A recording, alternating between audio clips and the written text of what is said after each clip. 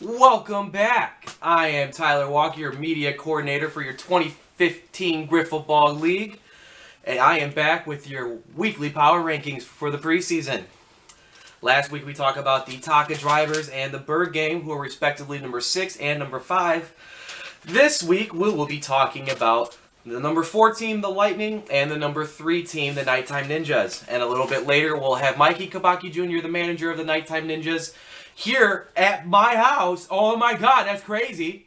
We'll have a little interview with him, see what he's up to, get adjusted for the Griffle Ball season, see what he's liking for, see what his team's expectations are. And then possibly next week we might even get the commissioner. We'll get to that later. Let's talk about our number 4 team, the Lightning. There's a home in my heart for this team. I used to play for them. This is my team. I still have the shirt.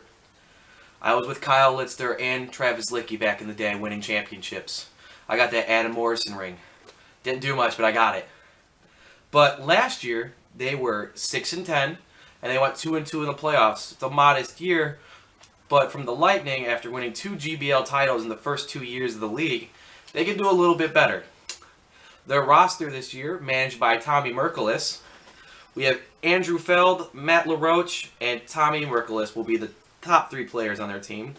We have a rookie this year in Garrett Licky. And we have 2 question marks, Kyle Litzter and Travis Licky. Will they be back? Will they come over this year? Who knows? They might be back. But let's look at their stats for the year. Merkelis last year hit .407, 7 home runs, 16 RBIs. Very good hitter. The problem is, not the best pitcher on his team. Last year he was 1-3 with a 7.86 ERA. For this team to get where it wants to go this year and get back to the glory days, he needs to be a little bit better on the pitching side. After that, we have Andrew Feld. He hit .325 last year with 6 home runs and 17 RBIs. He also went 2-5 with a 6.73 ERA. If those are their 2 main players, they're gonna have to out hit everyone in the league. They can't pitch. They're gonna have to get better this year. If they don't get better, I feel the same fortune for them this year. Not a very good season. We also have Matt LaRoche. In the small sample size he hit .333, but he was a good pitcher. 1-1 with a 2.5 ERA in a few games. He might be their player to watch this year. Because of the small sample size, he showed a lot of promise. He's got a lot of potential, and he can help them out amazingly on the mound this year. The X factor, though, is Travis Licky and Kyle Litzter. They are immediate impact players. They are Hall of Fame Griffle Ball champions. If they play, they can contend with the Gas House Gorillas for the championship this season. If they don't, I don't see them going very far.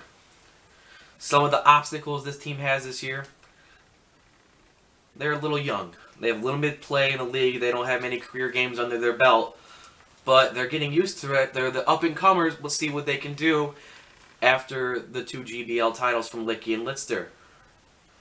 I predict they will be the 4th seed in the playoffs at 10-10. I don't see them getting too far. Maybe an early first-round exit.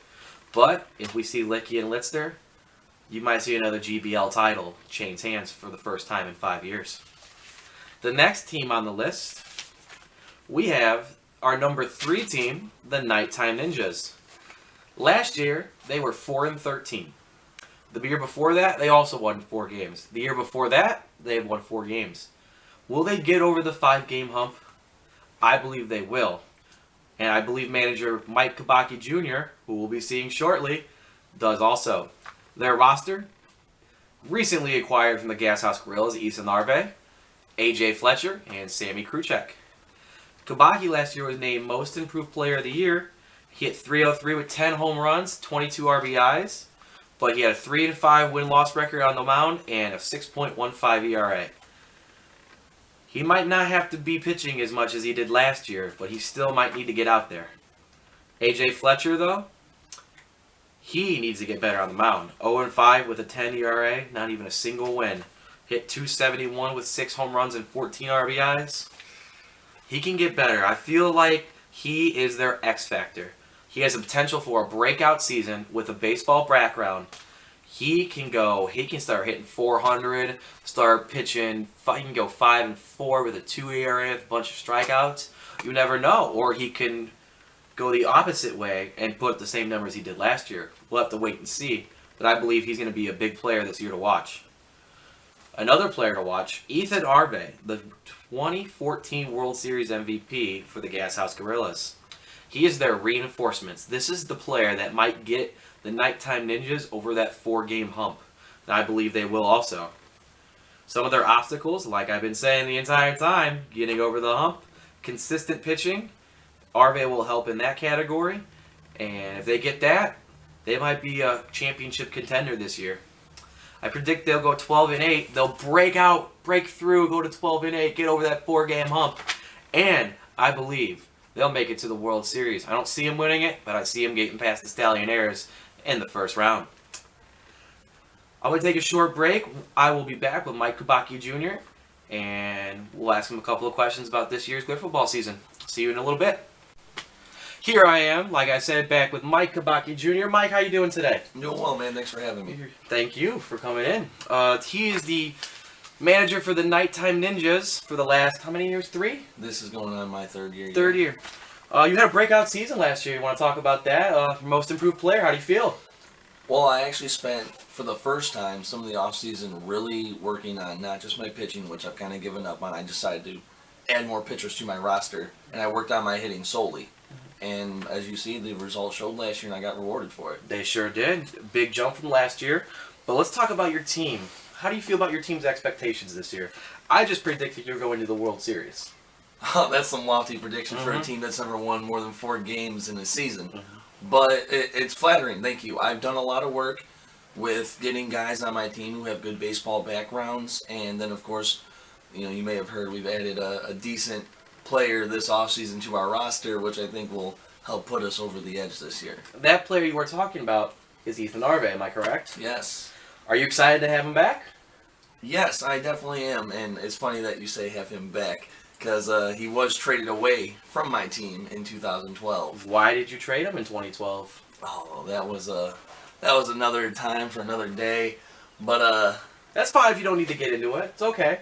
It's all right, though. I'm excited for this year and in the now. Like, the past is the past. I mean, it's still a business. You got to do what you got to do for betterment of the team. And quite frankly, we did what we had to do then, and we wouldn't be where we are today getting predicted to make the World Series if it wasn't for the moves I made 2 years ago. Interesting. I like this guy. He's a good interview guy. I think that's all I got for you today. Why don't you tell them about the new jerseys you have this year? Oh, well, last year, we went something new. We were the first teams in the league to do camouflage jerseys. And with the purple logo, like, it worked. It still looked nice. Camouflage was cool. But this year, we're changing it to the snow camo. It'll look much better. The purple's going to mesh really nice with it. All right. I'm kind of looking at it for the next few years being the Oregon Ducks of the GBL. I see it. I can definitely see it. Got a couple different jerseys. Not only is he the Griffle ball manager, he's also a fashion stylist for his team. Thank you, Mikey, for having me on. I'll see you guys next week, maybe getting the commissioner on and going with the number 2 and number 1 teams in my power rankings. Talk to you guys next week.